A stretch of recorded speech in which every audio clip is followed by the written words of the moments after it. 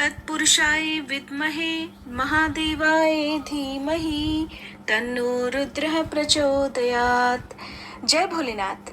आज सुनिए सावन सोमवार व्रत कथा। हमारे चैनल पर आजकल सावन मास महात्म्य और शिव महापुराण की कथाएं भी सुनाई जा रही है। अगर आपको ये कथाएं सुनना पसंद हो तो एक बार आप इन कथाओं को भी जरूर सुनिएगा। पौराणिक कथा के अनुसार प्राचीन समय की बात है। एक गांव में एक साहूकार रहा करता था। साहूकार धनी था। उसके पास अथाह धन दौलत थी, लेकिन उसकी कोई संतान नहीं थी। साहूकार भगवान शिव को प्रसन्न करने के लिए सोमवार को व्रत रखा करता था और व्रत के दौरान वह विधि पूर्वक भगवान शिव और देवी पार्वती की पूजा और शाम को प्रदोष काल के समय शिवलिंग पर दीपक भी जलाता था। साहूकार की भक्ति और पूजा अर्चना को देखकर एक दिन माता पार्वती ने भगवान शिव से कहा कि हे प्रभु, ये साहूकार तो आपका परम भक्त है। हर सोमवार को विधि विधान से आपकी पूजा करता है। मुझे लगता है कि आपको उसकी मनोकामना अवश्य ही पूर्ण करनी चाहिए। तब भगवान शिव ने देवी पार्वती की बात सुनकर कहा कि हे गौरी, ये संसार एक कर्म क्षेत्र है। जैसे एक किसान अपने खेत में बीज बोता है तो कुछ समय बाद उसे पेड़ मिलता है, ठीक उसी तरह इस संसार में आदमी जैसा भी कर्म करता है तो उसे उसका फल भी वैसा ही मिलता है। लेकिन माता पार्वती ने भोले भंडारी से दोबारा आग्रह किया और कहा, हे नाथ, फिर भी आप इसकी मनोकामना को पूर्ण कर दीजिए, क्योंकि ये आपका परम भक्त है। और अगर आप ही अपने भक्तों की इच्छा को पूर्ण नहीं करेंगे तो फिर भला भक्त आपकी पूजा आराधना क्यों करेंगे। माता पार्वती के इतना आग्रह करने पर भगवान शिव ने कहा, देवी, ये धनवान साहूकार है और इसका कोई भी पुत्र नहीं है, इसीलिए ये सदैव चिंतित रहता है। हालांकि इसके भाग्य में किसी संतान का योग नहीं है, परंतु आपके आग्रह करने पर मैं इसे पुत्र प्राप्ति का वरदान देता हूँ। लेकिन इसका पुत्र केवल 12 साल तक ही जीवित रहेगा। मैं इससे ज्यादा कुछ नहीं कर सकता हूँ। फिर एक रात भगवान शिव ने साहूकार को स्वप्न में दर्शन दिए और कहा कि उसे जल्द ही पुत्र की प्राप्ति होगी, लेकिन उसका पुत्र दीर्घायु नहीं बल्कि केवल 12 वर्ष तक ही जीवित रह पाएगा।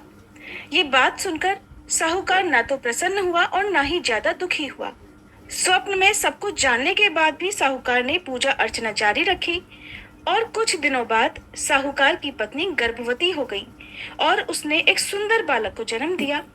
बालक के जन्म से घर पर हर्षोल्लास का माहौल था, लेकिन साहूकार खुश नहीं था, क्योंकि उसे पता था कि उसके बालक का जीवन केवल 12 वर्ष तक का ही है और उसने किसी को भी ये बात नहीं बताई थी। जब वह बालक 11 वर्ष का हुआ तो साहूकार की पत्नी ने बालक के विवाह की बात साहूकार से कही, लेकिन साहूकार ने इस बात से इनकार कर दिया और उसे शिक्षा के लिए काशी भेज दिया। साहूकार ने बालक के मामा को बुलाया और पैसे देकर उन्हें बालक के साथ काशी जाने का आदेश दिया। साहूकार ने मामा भांजे से कहा कि वह काशी जाते समय रास्ते में यज्ञ कराते हुए और ब्राह्मणों को भोजन कराते हुए जाएं। दोनों मामा भांजे ने ऐसा ही किया। काशी जाते समय जिस रास्ते से मामा भांजे गुजर रहे थे, उसका राजा अपनी पुत्री का विवाह एक ऐसे राजकुमार से करवा रहा था जो काना था। उधर दूल्हे का पिता इस बात से चिंतित था कि अगर दुल्हन पक्ष को पता चल गया तो राजकुमारी विवाह के लिए मना कर देगी। इसलिए उसने जब साहूकार के पुत्र को देखा तो उसने सोचा कि मैं अपने बालक के स्थान पर तोरण के समय इस बालक को बिठा दूंगा और दुल्हन के पक्ष वालों को पता भी नहीं चलेगा।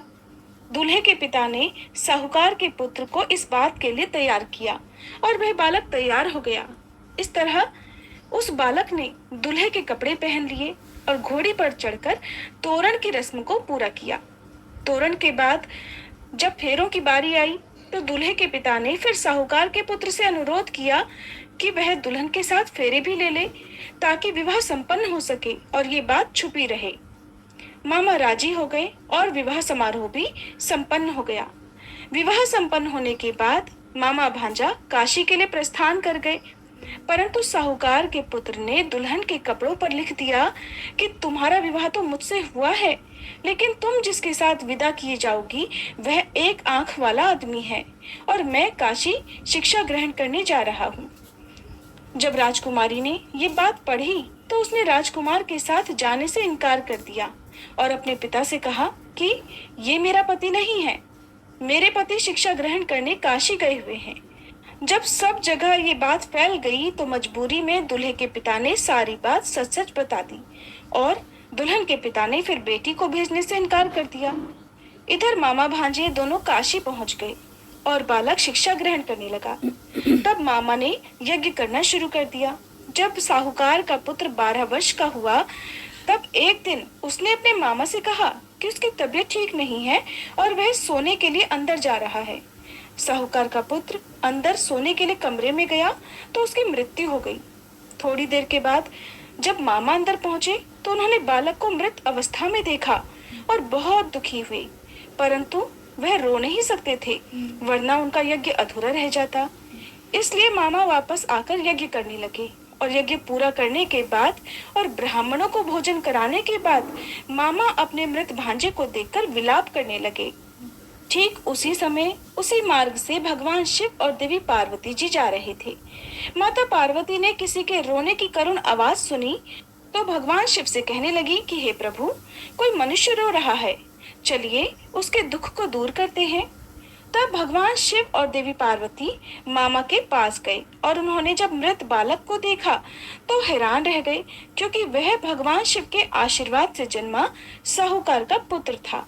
माता पार्वती ने कहा, हे नाथ, ये तो साहूकार का पुत्र है जिसे आपने केवल 12 वर्ष तक ही जीवन जीने का वरदान दिया था, इसलिए आज 12 वर्ष की आयु पूरी होने पर वह मृत्यु लोक को चला गया। देवी पार्वती ने मृत बालक को देखा तो उन्हें दया आ गई और भगवान शिव से हाथ जोड़कर कहने लगी, हे प्रभु, आप बस एक बार इस बालक को जीवन दान दे दीजिए, वरना इसके माता पिता जीते जी मर जाएंगे। माता पार्वती के कई बार आग्रह करने पर भगवान शिव ने उनकी बात मान ली और उस बालक को जीवन दान दे दिया। साहूकार का पुत्र जीवित हो गया और मामा भांजे अपने घर की ओर प्रस्थान कर गए। रास्ते में साहूकार का पुत्र उसी शहर से गुजरा जहां उसका विवाह हुआ था। दुल्हन के पिता ने बालक को पहचान लिया और मामा भांजे को लेकर महल में आ गए। फिर दुल्हन के पिता ने एक समारोह किया और अपनी पुत्री को धूमधाम से साहूकार के पुत्र के साथ भेज दिया। उधर जब साहूकार का बालक अपनी पत्नी के साथ घर पहुंचा तो उसके माता पिता अंदर कमरे में बंद होकर बैठे हुए थे। वो सोच रहे थे कि अगर उनका पुत्र सही सलामत वापस नहीं लौटा तो वो भूख प्यास से अपनी जान दे देंगे। तभी बालक के मामा ने कमरे के बाहर आकर उन्हें बताया कि उनका पुत्र जीवित और विवाह करके वापस आ गया है। साहूकार ने बालक को जीवित देखा तो खुशी से उसका स्वागत किया और साहूकार का परिवार इस प्रकार खुशी खुशी जीवन बिताने लगा। ये सब भगवान शिव की कृपा और सोमवार व्रत का ही प्रभाव था कि साहूकार का पुत्र अल्पायु होने के बाद भी दीर्घायु को प्राप्त हुआ। इस प्रकार जो भी भक्त सच्चे मन से भगवान शिव की पूजा करके आज के दिन इस कथा को पढ़ता है अथवा सुनता है और दूसरों को सुनाता है, भगवान शिव उनके सभी दुख दूर करते हैं, उनकी सभी मनोकामनाएं पूर्ण करते हैं। कथा समाप्त। हे हुंकार और उसके पुत्र पर कृपा की, वैसे ही इस कथा को कहने, सुनने और हुंकारा भरने वाले सभी भक्तों पर करना।